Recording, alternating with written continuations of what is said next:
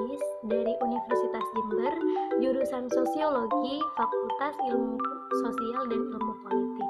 Di video kali ini, saya akan sharing bagaimana cara penggunaan aplikasi SPSS mulai dari menginput data hingga menganalisis data. Dalam menganalisis data, saya menggunakan 3 metode.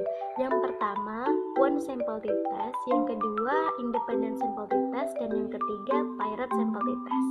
Untuk lebih jelasnya, silahkan kalian tonton video ini hingga habis.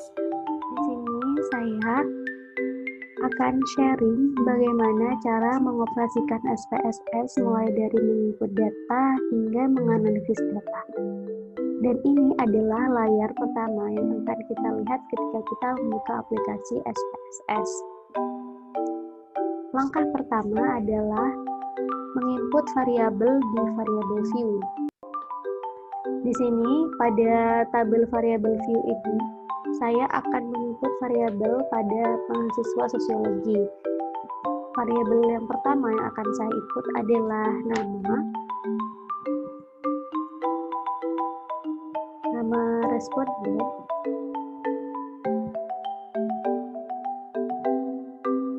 kemudian jenis kelamin,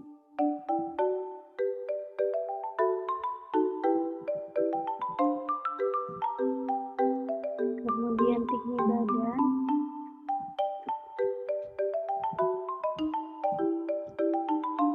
kemudian berat badan sebelum kuliah, kita singkat dengan berat badan sebelum, dan berat badan sesudah kuliah.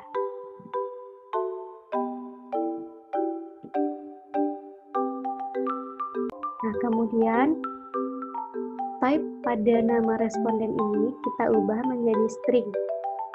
Karena pada nama responden kita tidak memasukkan angka, melainkan memasukkan huruf.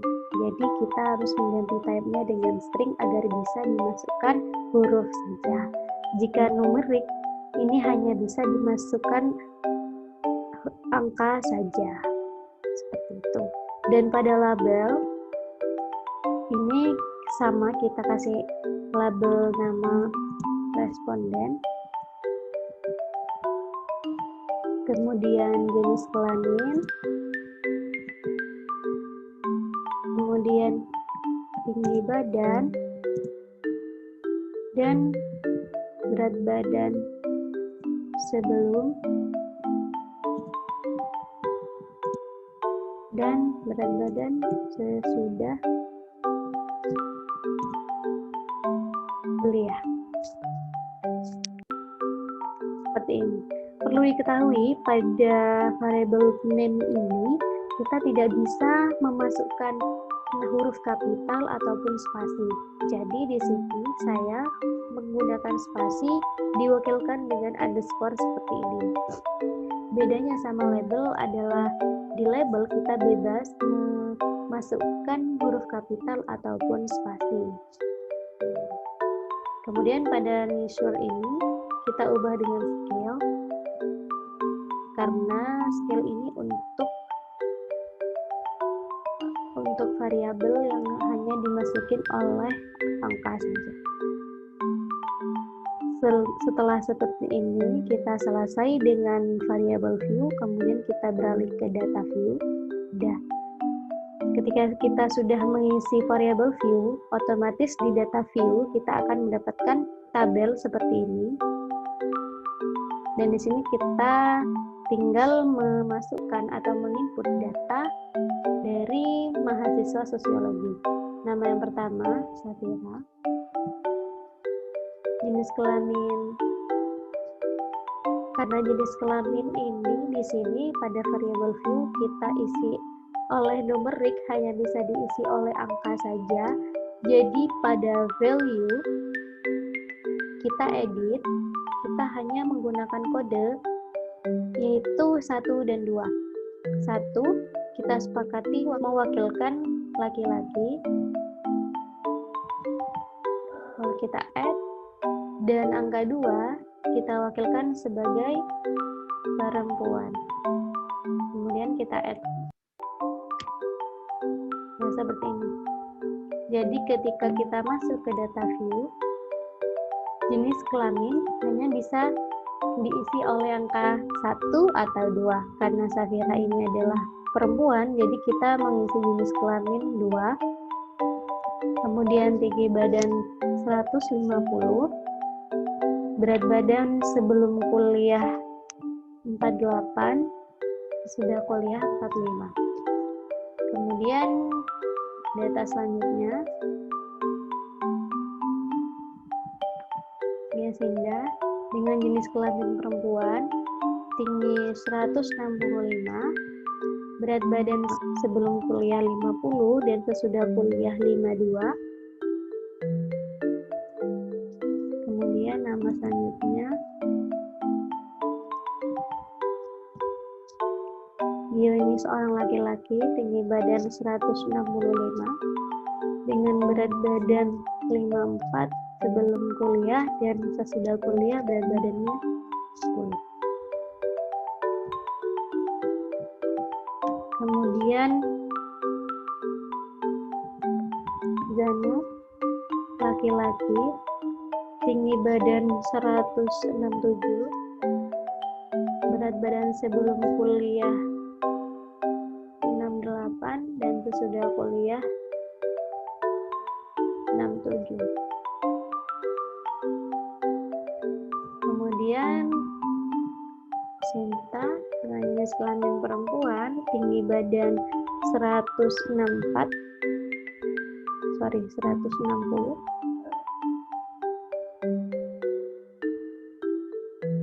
berat badan sebelumnya 65, sesudah kuliah 57. Begini seterusnya hingga mencapai angka nama responden yang ingin kita input datanya.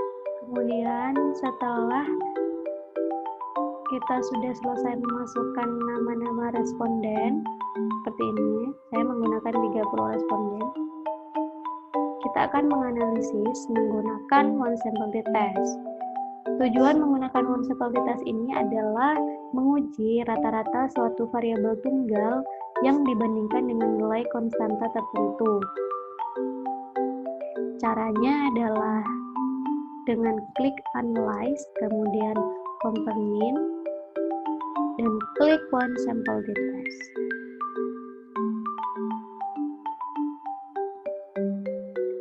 Pada tes variabel di sini kita masukkan tinggi badan karena yang akan kita uji adalah rata-rata tinggi badan mahasiswa sosiologi. Dan pada tes value ini adalah angka konstanta yang akan kita uji. Di sini saya akan menguji angka 150 pada tinggi badan mahasiswa sosiologi. Kemudian kita klik OK. Pada tabel berikut ini kita peroleh pada 30 responden kita mendapatkan rata-rata tinggi badan sebesar 161,53 sekian, yang berarti rata-rata tinggi badan mahasiswa sosiologi adalah di atas 150 ya. Dari sini sudah bisa kita lihat. Dan cara pembuktiannya adalah dengan kita melihat tabel one sample test di sini. Karena hipotesis yang di sini adalah searah, maka siktutel yang ada di sini kita ganti dengan sikuantel, yaitu dengan cara membagi nilai ini dengan 2. Berarti 0,000 dibagi 2 hasilnya adalah 0. Berarti sikuantel dari one sample t-test di sini adalah 0. Yang berarti hipotesis kerja diterima karena 0 merupakan angka di bawah 0,05. Kesimpulannya, rata-rata tinggi badan mahasiswa sosiologi adalah di atas 150 cm. Selanjutnya kita kembali ke data view. Di sini saya akan menguji kembali data ini menggunakan independent sample t-test. Tujuannya digunakan independent sample t-test ini adalah mengetahui mengetahui ada atau tidak beda nyata antara dua variabel yang tidak saling berhubungan. Jadi kita kembali ke analyze, kemudian compare means, dan kita pilih independent simple t-test. Pada tes variabel ini, saya akan menguji tinggi badan mahasiswa sosiologi dengan suatu variabel. Di sini grouping. Grouping variabel merupakan variabel yang mau kita uji. Kita uji tinggi badan mahasiswa sosiologi laki-laki dan perempuannya. Apakah ada beda nyata antara laki-laki dan perempuan? Nih, jenis kelamin. Di define group, kita pilih grup 1, laki-laki, dan grup 2 adalah perempuan. Kemudian continue, kita pilih oke. Ini adalah hasil dari tabel, hasil dari input data independent sample t-test.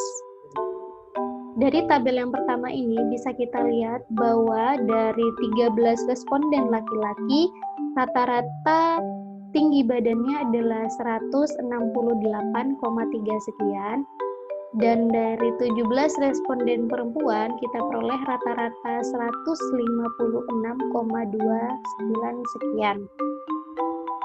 Dari sini sudah bisa kita lihat adanya beda nyata antara rata-rata tinggi badan laki-laki dan perempuan.